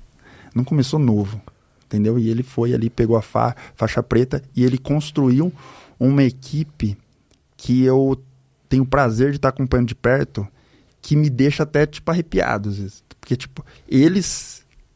É carne, arroz, açaí. Treina todo dia. E, graças a Deus, agora creatina, beta-alanina. Entendeu? Você tá entendendo? Campeão mundial. O moleque juvenil, faixa azul, pegou agora, foi para adulto, foi campeão europeu. Mentalidade, força de vontade. Aí você coloca assim, ó, 2 atletas, um que usa e um que não usa. Tá? Por opção. Por saúde, por princípio, talvez. Quem que vai ter vantagem? Não tem dúvida. Que é o que usa. Entendeu? Porque a creatina, proteína e beta-alanina são as que conseguem fazer a manutenção e reparação de proteína, de músculo. O que o hormônio faz para a parte muscular? Reparação, manutenção, crescimento e força. Aí você mata. Tem estudos que mostram, você pega assim, um cara que usa hormônio e faz musculação. O cara que faz musculação e o cara que usa hormônio. Quem ganhou mais músculo? Claro, quem faz musculação e usa hormônio. Qual que foi o segundo? O cara que usa hormônio? Caralho. Mais do que o cara que faz só musculação. Só que em efeito colateral, também é como ele não faz musculação, muito do hormônio dele, o receptor dele tá assim, fechado de testosterona. Extravasa lá, bate lá, extravasa. Vira estradiol, vira DHT, vai para receptores que não são legais. O cara tá chorando vendo novela das 8. Exatamente. Então, aí você começa a entender, tipo, qual o benefício e também qual o prejuízo que dá. O cara que faz musculação tem efeitos colaterais mínimos, mas tem. Porque não tem almoço de graça, que é aquilo que eu volto a falar, entendeu? Então, existem estudos que mostram isso daí, entendeu? Por exemplo, a recuperação muscular em ortopedia, cara. É bizarro o tanto que é bom, se você for pensar bem. Então, você tá entendendo? Que é Tem protocolos que o cara faz hormônio antes de operar, opera e continua fazendo pra não perder. Porque o cara não tá treinando. Qual que é a maneira dele repor massa muscular? E eu não tô falando de uso crônico. Ninguém tá falando pra você fazer... Não tô falando de uso semanal crônico. Tipo, o cara fazer um ciclo crônico. Não tô falando isso. Tô falando por uma determinada situação, por um determinado objetivo, porque vai melhorar a saúde dele física, ele vai se recuperar melhor, ele vai voltar a andar melhor, pra saúde cardiopulmonar melhor. Inúmeros... Parte mental, velho. Queimado usa hormônio. O grande queimado que fica queimado usa hormônio. Deca é um hormônio usado, Decadurabolina é usado para queimado. Ela tá... Por que vende na farmácia? Porque ela tem sua indicação. Cara, que legal. Entendeu? Então o cara, ele tá catabolizado lá. Ele tá em estado de deterioração. Tá morrendo. O que vai fazer com que ele viva? Voltar a andar, voltar a fazer... O hormônio, velho, segurando. Então assim... É a hipocrisia de muitos. Sabe o que eu fico mais puto? Daí eu também vou soltar meus cachorros. É gente que quer aparecer na internet às custas disso. Ah, puta. Tanto do cara que quer falar sobre o benefício, como também sobre o ruim. Não tô falando de pessoas normais, não, tá? Tô falando de pessoas normais. Médico não é... Não, se vai ser médico, não é muito normal, bem, não é. Mas não é, né? Eu tenho irmã e madrasta médica, eu não gosto nenhuma das duas. Então, assim, tô falando de médico, entendeu? Aí o cara quer ganhar like falando, tipo, o Micael Galvão. Ou o outro, não, Micael Galvão. Cara, faz quem quer. Sofre as consequências também quem quer e tá tudo bem, velho. Segue sua vida, pensa no seu. Olha pro seu, né? Tem uma pergunta aqui do queridíssimo... acho que essa do Felipe é muito boa. Qual a relação entre desempenho físico e a saúde mental? Os atletas precisam ter acompanhamento constante? Acho essa pergunta muito boa, porque a gente teve a polêmica aí do arrombado do técnico de uma seleção de um certo país aí. Não vou falar que seleção que é, mas é uma certa seleção que esse arrombado desse técnico manda 7 atletas subir, faltando 5 minutos pro final do segundo tempo, ganhando de 1-0 na prorrogação. E não posso citar o nome dele porque o arrombado desse técnico processa jornalista. Um abraço pro Neto, toda a minha solidariedade aí pro Neto. O Neto falou foi pouco. E esse arrombado desse técnico, ele foi muito claro em falar que ele não queria psicólogo na seleção dele. Como é que é essa relação do alto desempenho, de um desempenho no esporte e da saúde mental? Eu não vejo como hoje um atleta de alto rendimento não ter uma saúde mental boa. Não tem como. O nível está muito alto. Não permite isso. O que é uma... Vamos tentar assim. O que é uma saúde mental boa? O atleta ele está preparado para um momento de pressão. Ele está preparado para entender como que a individualidade dele, a história de vida dele está influenciando na performance dele. que aqui no Brasil acho que é uma das principais causas. Tem aquele cara de que, tipo, ele veio lá do Piauí, mas veio lá da Bahia, veio com um sonho aqui pra São Paulo. Hollywood também acontece muito isso, vai pra Los Angeles com um sonho e acaba na calçada da fama. Esse cara é o cara que não tem uma saúde mental boa. E tem aquele cara que ele vai cair, ele vai tomar pancada, ele vai tomar soco na cara. Isso pode ser dele, uma vontade própria dele. Aí você pensa assim, ó, se esse cara que foi parar ali, um cara que veio de longe, se você prestar uma assistência psicológica nele, ele não pode chegar muito mais... Pô, o cara vai chegar, tem atletas no Brasil perdidos aí, o Brasil é um grande celeiro de pessoas com vontade. E as vontades são limadas ali. E a saúde mental está extremamente ligada a isso. Porque a mente nossa, ela é tão... na verdade, assim, ela é infinita pro esporte. Se você for ver a história do Michael Jordan, a história do Kobe Bryant, que eu gosto sempre de estar frisando o NBA, porque esses caras tiveram um nível muito alto. E como que eles lidavam com a saúde mental dele é bizarro. É um nível até que, assim, parece ser impossível que o Kobe Bryant fazia. Se você transportar para o atleta de alto rendimento em relação a objetivo de vida, eu estou falando assim, eu tô um cara do jiu-jitsu que vem para cá, para São Paulo, para ganhar a vida, e o cara não tem salário. O cara vai disputar um campeonato, ele tem que fazer vaquinha. Ele tem que pedir um sinal. Se a saúde mental desse cara não tiver minimamente tratada... Olha a carga que você tá botando. O cara sabe quando ele vai pisar dentro do tatame... Carga, velho. É tipo assim, ele não tá lutando... Não é que nem eu, se você lutar no tatame. Tipo, a pressão assim, pô, se eu ganhar, se eu perder... Cara, o campeonato isso, vou lutar por mim. Exato, os eu vou lutar master, por mim. Agora, o cara que tá assim, puta, eu não posso perder, eu não posso não sei o quê. E por mais que pareça que é um discurso motivacional, isso pode virar contra ele, né? Totalmente. Tipo, cara, pressão é demais, velho. Pensa quando você começa uma luta com um cara desses. Você, mano, derruba o cara, 2 pontos. O cara já tá fudeu, eu vou voltar pra casa e vou poder... Meu sonho tá indo embora, não sei o que tá indo embora. O MMA é muito ingrato com isso. O MMA é cartel. Tipo assim, ó, você tá assim, ó, 3-0. Aí você perdeu uma. Você levou um knockdown lá, que talvez você lutasse 10 lutas com aquele cara, você ganhasse 10. Mas aquele ele te deu um meio do queixo. Aí sua cabeça já, puta, meu cartel tá sujo. Aí você ganha mais 2. Aí você vai lá, perde mais uma. Você fica na escada, assim, ó. Uhum. Você não vai pra evento grande. E, cara, no meio do caminho. Às vezes o cara não tem uma saúde física mental e também não tem uma família que tá ali amparando ele pra também, pô, ó, vamos seguir essa... Por isso que o jiu-jitsu hoje, ele tá elevando o nível. A atletas também têm a possibilidade de dar aula, de ter suas próprias academias. Então, eu acho que o esporte em si, a gente tem que começar a identificar quem que são os grandes atletas, quem que são os grandes professores, quem que vai chegar, quanto que vai chegar, se está disposto a pagar o preço sempre fica mais alto. Por exemplo, na NBA, o cara sai do college lá, que eu falei pra você, e daí ele tem... Cara, o cara faz... joga handball bem, tô dando um exemplo. E ele... Só que ele é bom de basquete. O que ele vai optar? Pô, que dá basquete. dinheiro? É, óbvio. Não é que dá dinheiro? É. Hoje o jiu-jitsu tá acontecendo o quê?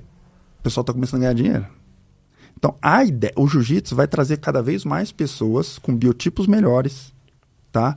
Com habilidade inata melhor e também com resposta melhor, tá? Habilidade inata é aquele moleque que aprende, que parece que nasceu sabendo. Uhum. O que responde rápido é aquele cara que era ruim e passa todo mundo. Ele aprende rápido.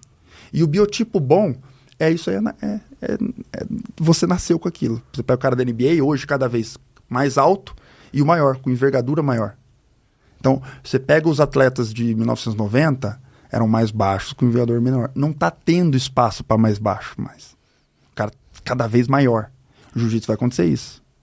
Então, assim, daí pega a saúde mental. Eu rodeei tudo isso aí porque, assim, envolve muita coisa a parte mental. Aí quem fica é um cara que tem a mente blindada, que falam. Ou o cara que tem a mentalidade de mamba, do Kobe Bryant. Ou que busca aquilo. Não precisa ser no mesmo nível, mas você tem que mirar a lenda. Mira a lenda, que se você chegar perto dela ou abaixo dela, você vai ser campeão. Uma vez, não sei. 2 vezes, não sei. Se manter campeão por muito tempo, também não sei. Aí depende tudo da sua vontade ali.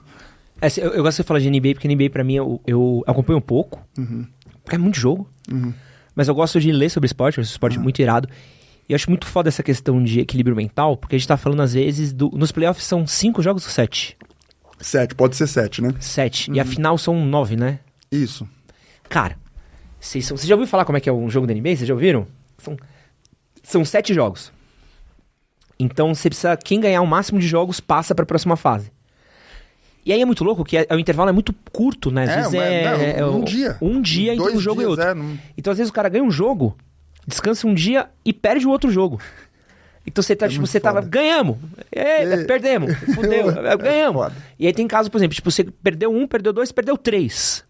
Você ainda não perdeu. É tipo 7 de vôlei. Não perdeu, você dá a volta. É tipo 7 de vôlei. O LeBron James fez isso com o Cleveland, com o Golden State. Isso, é você ter que ter um... Pensa você ter uma cabeça do tipo assim, perdemos 3. Vamos virar essa... A gente vai virar. E você entrar tranquilo. É tipo você entrar pra disputar o Brasileirão, tendo comprado criptomoeda do seu parceiro de time e descobrir que você perdeu 15 milhões de reais. Pô, se o seu mental não tá bom, pelo amor de Deus, você vai... Entrou na final. Pô, você vai chutar a bola pra ver, é pichotada.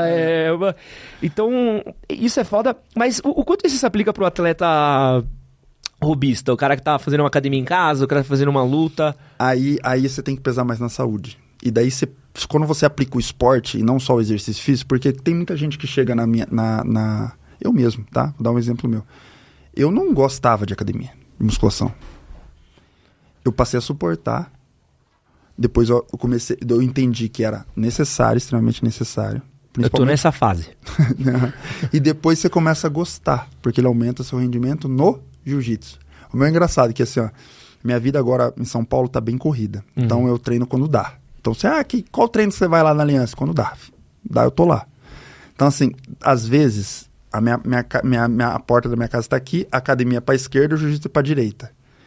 Minha cabeça vai assim, ó, mas eu tenho que ir para lá, porque eu tenho que ir para academia, porque eu tenho que melhorar minha força física, até para eu não me lesionar no esporte. Então, quando você adiciona um esporte que você gosta, mais uma preparação física, você começa a dar um princípio para o que você está fazendo, um objetivo, um porquê.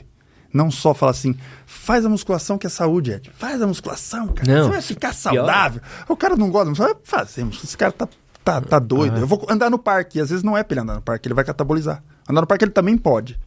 Aí você tem que entender que às vezes você tem que trabalhar a força. Então quando você cria isso daí, principalmente voltado ao... Você tem que agir nessa parte mental dele. E eu sempre vou. Primeiro eu explico o que ele tem que fazer, o mínimo. Eu sempre falo assim, 7 dias na semana. Né? Você tem que, para tudo que você faz na sua vida, você trabalha do quê? Você faz meia boca, dá certo quando você faz? Não.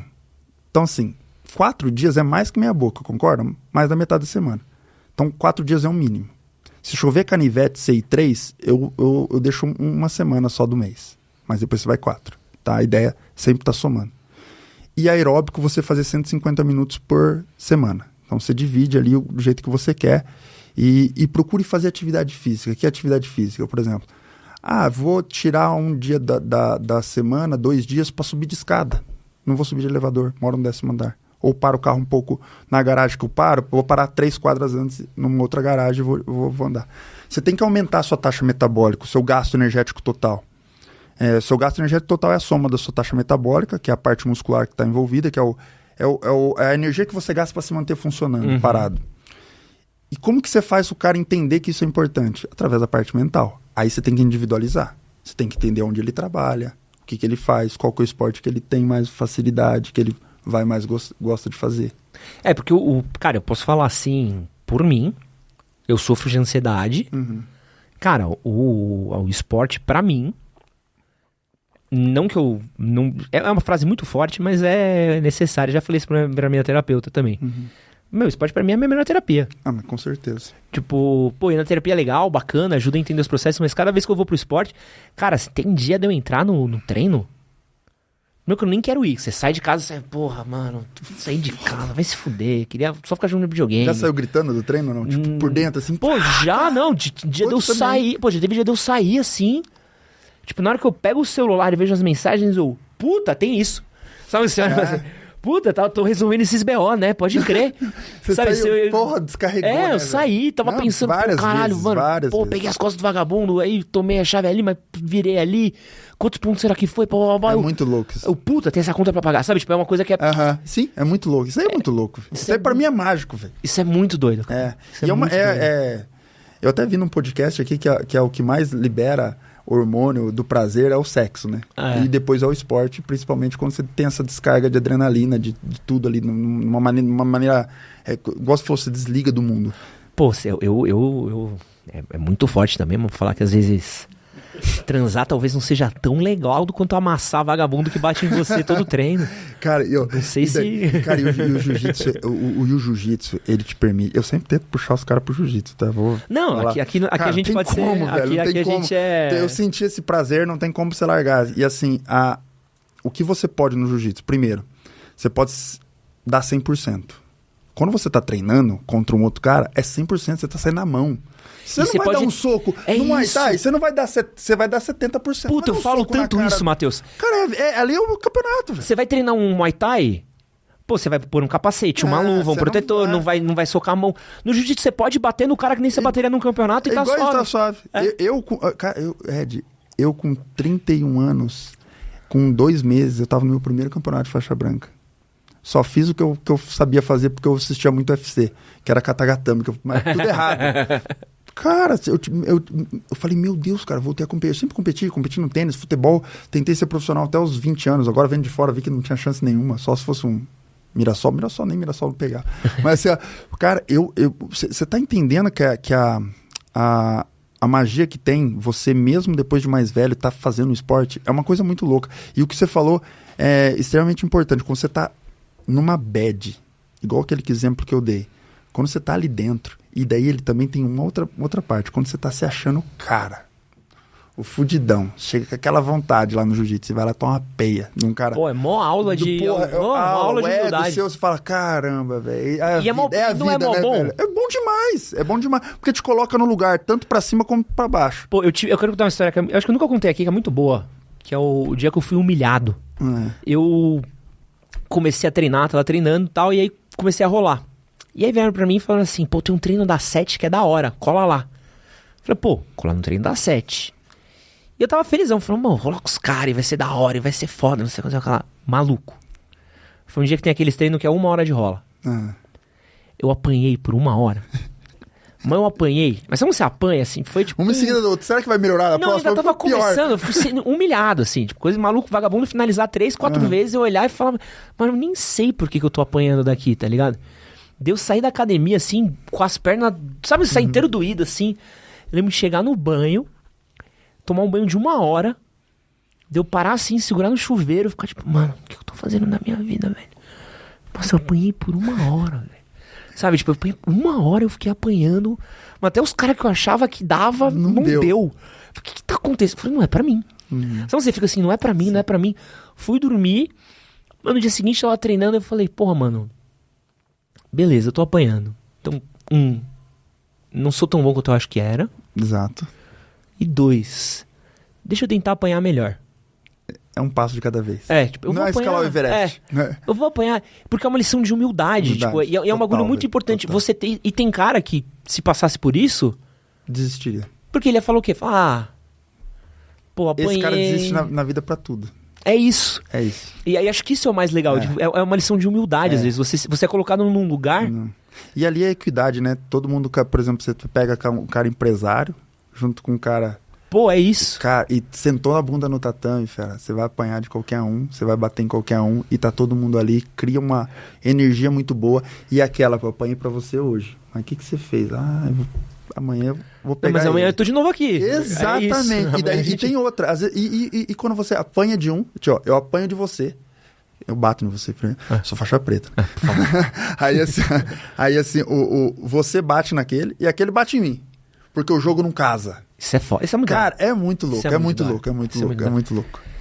Pô, ficamos 1 hora falando que jiu-jitsu. Cara, igual o paciente, quando o paciente é do jiu-jitsu, cara. Pô, às vezes eu atraso consulta, tem que segurar. Vamos lá. Tem aqui ainda perguntas da galera que eu acho legal da gente responder. Essa do Thiago Oliveira eu achei muito pertinente. Existe alguma diferença entre fazer atividade física de manhã, à tarde ou à noite? Tá, isso daí é legal. Primeiro assim, ó, eu nunca jogo só pra ciência, tá? Porque a gente tem que individualizar cada um. Se for pensar pela ciência, onde o nosso corpo está mais descansado e preparado para receber um estímulo maior é de manhã, tá? Tem as miocinas que estão ali preparadas para fazer uma atividade muscular de alto rendimento, porque tu está descansado. À noite, na teoria, seu corpo tem que estar desacelerando para você dormir. Se você jogar ali no jiu-jitsu, a descarga de adrenalina é tão grande, descarga hormonal, de dopamina, tudo, é muito grande e às vezes atrapalha no sono, tá? Mas vamos voltar a individualizar. Você conseguiria treinar de manhã? Tem um horário para de manhã? Então, se para você funciona à noite, você tem que se adequar ao treino da noite e fazer com que aquele treino seja bom para sua saúde. Então, sim, higiene do sono quando chegar, tomar um banho quente, usar algum chá para já ir desacelerando você, já entender que antes de você entrar no tatame, isso é legal, porque a parte mental envolve, já se programa, eu vou sair do tatame, eu vou fazer aquilo, vou tomar um banho, vou tomar um chá. Se programe. Não deixa o negócio fluir. Porque senão você começa a pensar no rola, ou começa a pensar no esporte, na musculação, vou pegar mais peso. Então, assim, a gente tem que entender a rotina primeiro de cada um. Vou dar um exemplo meu. Eu demoro para pegar no tranco de manhã no exercício físico. Para mim, meio-dia eu me adaptei muito bem. Então, meu melhor horário de treino é meio-dia.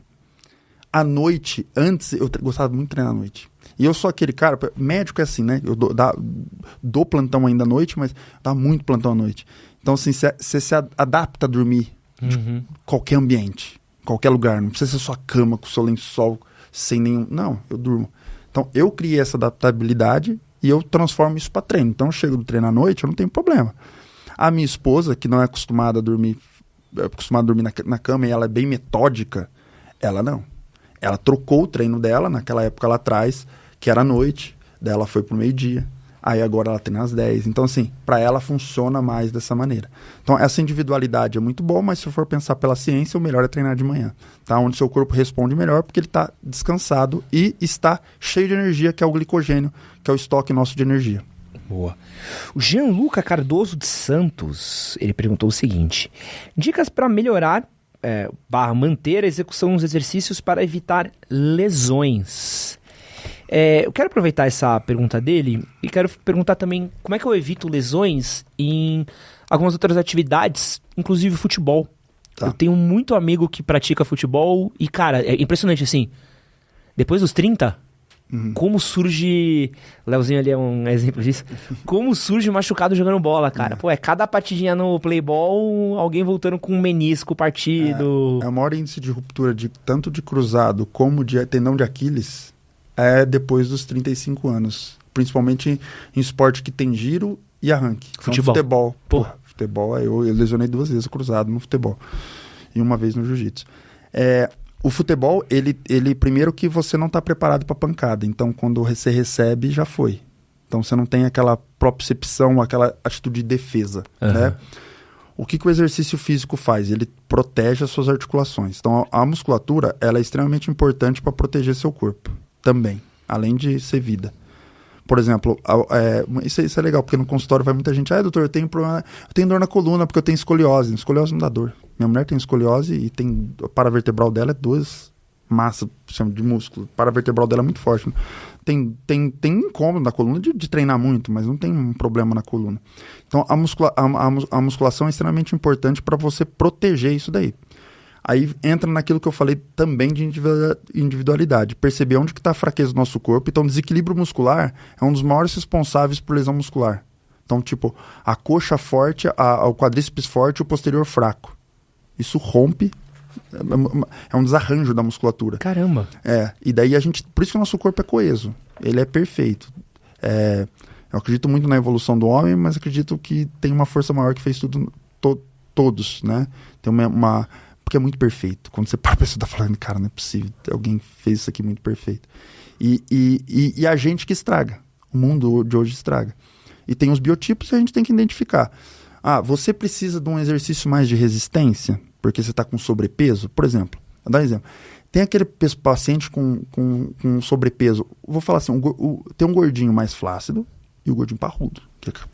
Fordo. Que chamam de forte gordo. O cara tem uma panturrilha desse tamanho. Assim. Uhum. Cara, esse cara, você vai fazer uma avaliação de biopedância, tem muito músculo. Esse cara, eu posso derramar o peso dele. Vamos abaixar tudo. Perde músculo, não tem problema. Porque tem sobrando. Então, quando a gente pensa numa dieta hipocalórica, eu estou dando menos nutriente pro seu músculo, correto? O que vai acontecer com o seu músculo? Vai diminuir. Diminuir. É difícil você conseguir aumentar músculo ou perder gordura. Só usando hormônio ou o cara que nunca fez nada. Porque daí ele faz isso aqui, que é aqueles primeiros 4 meses da academia. Entendeu? Então, quando você pensa nisso daí, esse cara eu posso diminuir. Agora, você pega aquele cara que tem pouca massa muscular e bastante gordura, eu não posso ser tão rápido. Eu tenho que ir brincando assim, ó. Tem que fazendo isso aqui, eu não posso fazer isso junto. Aí, quando a gente pensa em lesão, primeiro a gente tem que identificar isso. Tá faltando massa muscular em você? Tá. Então, vamos trabalhar força, hipertrofia e força. Tá sobrando gordura? Vamos trabalhar um treino mais metabólico. Aí o cara começa... Tá faltando alongamento, mobilidade? Pô, exercício muito foda pra prevenir lesão. Pilates, velho. Aí, ó. Você pega... Temos um pilateiro aqui, ó. Esse aqui fica de ponta cabeça ali na... E você pega um atleta que faz esse exercício de mobilidade, você percebe que ele tem menos dor, reclama menos. Entendeu? Não vem tipo falar, pô, eu tô com isso aqui, cara travado, contratura. Sabe uma parada que eu sinto, principalmente no futebol, que eu acho que é o mais comum, né, pra gente praticar futebol, assim. A gente pratica futebol desde criança, né? Sim. Então você pratica quando é moleque? Porra, eu jogava futebol na escola, acho que dos meus 13 até meus 18 era futebol na rua, pelo menos umas 4, 5 vezes por semana. Todo dia, sábado e domingo, era das 2 até as... Sabe, sábado era assim, a hora que eu acordei... Até a hora de dormir. Domingo não podia porque eu tinha que almoçar na minha avó. Mas depois que terminava o almoço, era contra... Ia na quadra dos bombeiros aqui, lá eu deve conhecer. E API, mas... Pô, era isso, jogar bola o dia inteiro. E você tem essa memória muscular muito forte. Você tem uma aptidão física ali, que você criou ali. Agora, se eu hoje, que não jogo bola desde antes da pandemia... A última vez que eu joguei bola foi fevereiro de 2020. Minto, eu joguei com o Falcão no meio da pandemia. Só. E aí empatamos, hein, Falcão? Só pra te avisar. Se eu sair pra jogar bola agora... O risco é muito maior. É muito maior. Por mais que eu me lembre... Sim, não. Porque a gente não pratica... Você perde a propriocepção, né? Que é aquela sensação de proteger. É uma sensação involuntária que você se autoprotege. Vou dar um exemplo. Eu também, mesma coisa, sempre joguei softball. Eu rompi o ligamento cruzado, eu esperei 1 ano pra operar, porque naquela época eu tava numa transição ali de faculdade e não dava pra parar. Ter filho, não dava pra parar, tinha que fazer. Daí eu esperei 1 ano. Depois eu rompi de novo no final da residência. Quando eu voltei a jogar bola, Copa Kaiser em Curitiba, Copa Kaiser, porra. Tá fazendo gol pra caramba. Sabe como que eu rompi? Eu fui girar em cima do corpo e estourou. Não foi nem trauma. Por quê? O meu eixo, que é cambaio, varo, e eu tenho uma flambagem no joelho. Então eu tenho uma predisposição. E daí você pega pelo meu histórico, meu pai rompeu. E daí a genética leva a uma predisposição também. Que foda. Então tem muita coisa envolvida que a gente não avalia. Daí você vai no meu consultório, pô, já seu pai já rompeu o cruzado? Já? Você pega o genovaro do cara? O cara, perna cambaia. Aí o cara tem flambagem, que é quando você faz a hiperextensão, o joelho vai um pouco pro lado. Esse cara tem a chance de romper muito maior do que o cara que tem um eixo neutro, uma coxa desse tamanho. Tem muito atleta antigo que rompia cruzado, jogava normal. Entendeu? Então, assim, aí quando você vai no médico, você começa a entender, porque às vezes, quando a gente começa a estudar, a gente começa a entender por que você machucou. Entendeu? Por que você tem mais chance de machucar? Porque o outro tem mais chance de machucar. Então, esse olho clínico, a gente consegue com a experiência e com a ciência. Eu falo que a ciência é perfeita, mas ela tem que ser bem aplicada e tem que ser bem individualizada, porque o ser humano, o livro que a gente estuda, e daí na ortopedia isso é fundamental, o livro que a gente estuda pregam técnicas aplicadas na Suíça, nos Estados Unidos. Vai aplicar aqui no SUS?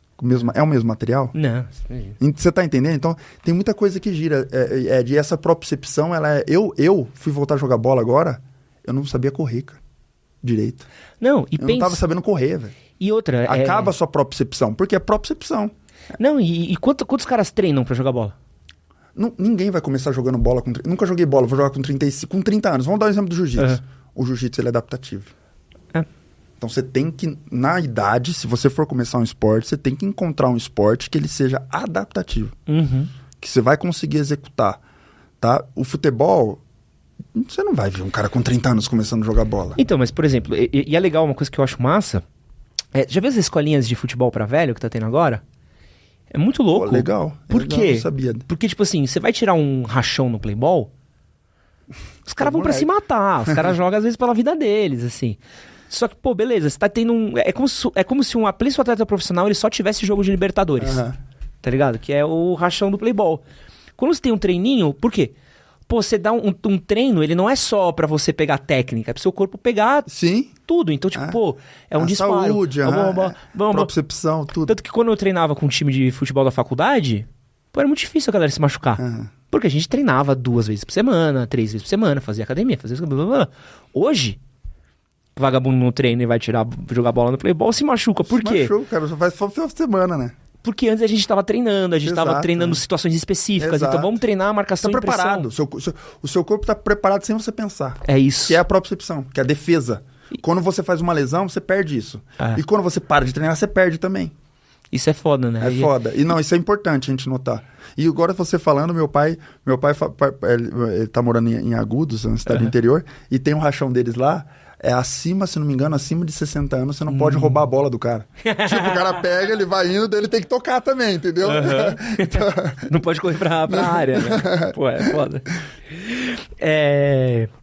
Vamos aqui, pegar mais uma aqui. Essa aqui é uma boa. Ela é complexa, mas acho legal. O Paulo César mandou o seguinte: atualmente estou fazendo academia com o intuito de perder peso, mas ao mesmo tempo ganhar massa muscular. Eu odeio esteira, então eu caminho. Eu gostaria de saber qual eu devo praticar primeiro. A corrida antes da academia ou vice-versa. E também os horários de intervalo antes de ir um pelo outro. Estou correndo primeiro e parto direto para a academia. É aquela famosa pergunta do... É cardio primeiro ou musculação primeiro? Então isso é legal identificar porque cai naquele negócio do biotipo que eu falei do sobrepeso. O que tem músculo e o que não tem, tá? Então o que você vai priorizar? Primeiro você vai fazer uma avaliação física. Você identificar que ele tem uma carência muscular. Você imagina que você tem pouco músculo e muita gordura. Você está carregando...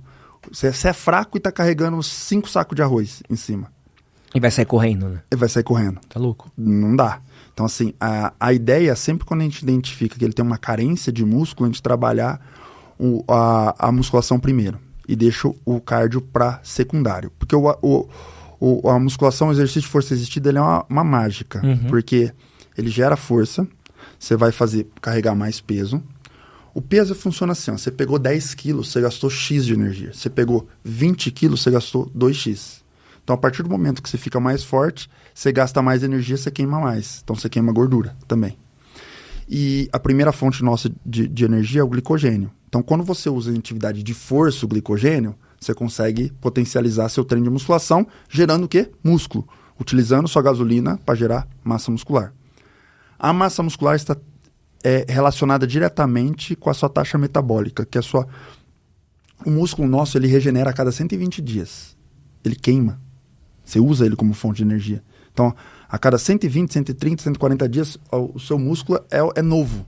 Não é o dos 120 dias atrás. É claro, é um processo, né? Então, assim, ele é uma fonte de energia gastadora. Então, você precisa dele. Quanto mais taxa metabólica você tem. Então, seu metabolismo acelera com o ganho de massa muscular. Então, quando a pessoa que quer perder peso tem uma baixa de músculo, a gente tem que mexer com força, hipertrofia e deixar o aeróbico para secundário. Quando você pega aquela pessoa que já tem uma aptidão física boa e ele está com sobrepeso, mas ele tem muita massa muscular, esse a gente pode fazer um treino mais metabólico, que daí pode ser envolvido o HIIT, e o HIIT pode ser executado. HIIT é o treino intervalado de alta intensidade. Então, tipo, com pouco descanso e você faz rápido ali. Por exemplo, um circuito que você não para. Aí você pode já aproveitar esse tipo de paciente para adequar a um HIIT, a um treino mais metabólico, que queima mais energia, porque ele não precisa ganhar massa, entendeu? Então, assim, é uma coisa que é individual. Mas se você for pensar em ganho de massa muscular, primeiro você pensa em ganho de massa, perdendo gordura, que vai ser um processo que vai acabar acontecendo. Você faz uma dieta normocalórica e treina mais. Emagrecer não é comer pouco. É comer o suficiente para o seu corpo, na hora correta, a quantidade correta e treinar mais inteligente. Usar o que você comeu para gerar energia, para gerar massa muscular. Entendeu? E quando você entra num déficit, você deixar para queimar gordura. Por exemplo, tem um treino que a gente faz, que é um treino com baixa reserva de glicogênio, que é aquele aeróbico de jejum. Uhum. O nosso produto de energia, ele é constituído do dia anterior, praticamente. Então não é aquele pré-treino que a gente toma antes, só se for um de alto índice glicêmico, que é muito rápido ali. Geralmente é da janta, entendeu? Então o que o cara faz? Você treina, não janta. Faz só proteína, não faz carboidrato. Então seu tanque tá meio vazio ali. E daí você vai de manhã e faz um baixa intensidade. Por que baixa? Porque você não corre. Porque correr usa músculo. Primeira fonte de energia, carboidrato. Segunda, músculo e proteína. Como que você faz? O corpo vai pegar as duas, tá? De qualquer maneira pega duas. Só que você quer que pegue mais gordura. O que você faz? Você anda. Porque daí você está usando menos energia do músculo. Então ele vai queimar mais gordura. Aí no caso, por exemplo, dá para você fazer um treino assim, a musculação seguida do aeróbico é praticamente isso. Porque você gastou tudo no músculo, a fonte do carboidrato. O que vai sobrar? Gordura e proteína. Então você vai e faz um baixa intensidade ali. E ele pode ser mais com curto espaço de tempo. E daí ele vai tentar recrutar mais gordura. Essa é a ideia de você fazer um treino inteligente. Então é a forma que você executa o treino, é a forma que você se alimenta. E daí o que envolve a parte metabólica, a parte genética, não é uma matemática exata nunca, o seu sono, a sua parte inflamatória intestinal, que é extremamente importante. Puta, essa é uma brisa, né? É uma brisa. É igual quando você come uma fritura, cara, você se sente mal, velho. Você fica meio empastado. Você se sente bem na hora quando que você tá comendo. O problema é uma hora depois. A gente comendo bolinho de bacalhau, pô, não tenho tristeza comendo bolinho de bacalhau. O problema é a hora seguinte. Então você tem que agir na taxa metabólica, Ed. O principal o efeito é você pensar na taxa metabólica e fazer uma manutenção dela para todo e qualquer paciente. Matheus, muito bom ter você aqui. Valeu, baita cara. papo. Para quem quiser conhecer mais o seu trabalho, fala para essa câmera daqui, seu Instagram, seu podcast, onde eles te conhecem, onde você atende. Eu sou o Matheus Silveira, como todo mundo está conhecendo agora. Vou me apresentar um pouco, Ed. Um pouco antes. Eu sou casado com a Beatriz, sou pai do Miguel, pai da Lua. Antes de tudo, eu sou isso. Depois eu sou faixa preta de jiu-jitsu. E sou médico, ortopedista, 14 anos. Faço nutrologia esportiva há 5. Meu Instagram é dr.mateus.silveira. Eu tô aqui em São Paulo faz 1 ano e 3 meses. Vim desenvolver essa parte do esporte.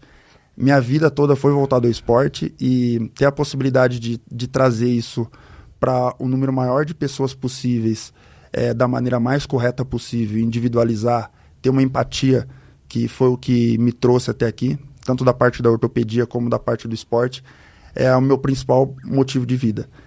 E primeiro, cara, tenho que te agradecer essa oportunidade. Essa cadeira aqui foi ocupada por grandes pessoas que eu aprendi muito. Depois que a gente se conheceu, consumi todo o seu conteúdo. Pô, que da hora. E aprendi sobre tudo, sobre sexo, sobre parte psicológica, sobre tudo. Isso aqui Desculpa qualquer coisa, tá? Não, mas tá merda. É legal porque a gente dá risada aí e se diverte pra caramba também. Então é um podcast leve, que traz uma mensagem legal de se escutar, e pode escutar no carro, no trabalho, aonde for. E tá aqui ajudando, de certa forma, o seu público, para mim é um prazer.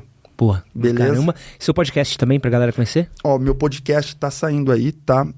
Jiu-Jitsu for Life. A ideia minha é mostrar como o esporte pode mudar a pessoa, e principalmente o jiu-jitsu, porque ele foi totalmente importante para a minha carreira profissional, porque eu sempre fui ligado ao esporte. No meio do caminho eu fui pro trauma. Eu faço Ilizarov, que é o fixador externo, aquelas gaiolas que todo mundo fala, reconstrução e alongamento ósseo. O que eu acho que a minha formação no Ilizarov trouxe muita empatia e também trouxe muito entender sobre eixo de cada pessoa. E quando eu entrei no jiu-jitsu de volta, me trouxe aquela minha... que eu tinha como moleque, voltar à área do esporte. Daí foi uma maneira de eu estar entrando pela nutrologia esportiva, e o podcast é uma maneira de eu mostrar o que o jiu-jitsu pode fazer para a pessoa. Eu não estou falando do atleta não, tá? Porque lá vai atleta, vai professor de projeto social, vai campeão mundial, vai o cara que não tem nome nenhum e faz um trabalho extremamente lindo na comunidade. E isso eu acho que é transformador. O esporte é uma ferramenta de transformação pessoal, profissional, física, espiritual e mental. Eu acho que não existe melhor remédio. Então, assim, não existe melhor suplemento e não existe melhor remédio que o esporte. Isso tem que ficar bem claro, que a nossa saúde ela é baseada não só na ciência, mas na nossa força de vontade de viver. E o princípio que a gente tem para isso. E isso é uma maneira que eu vim para São Paulo extremamente para isso, para transformar as pessoas. Beleza? Mano, tamo parabéns junto, pelo seu fera. trabalho. Obrigado, Demais ter você cara. aqui.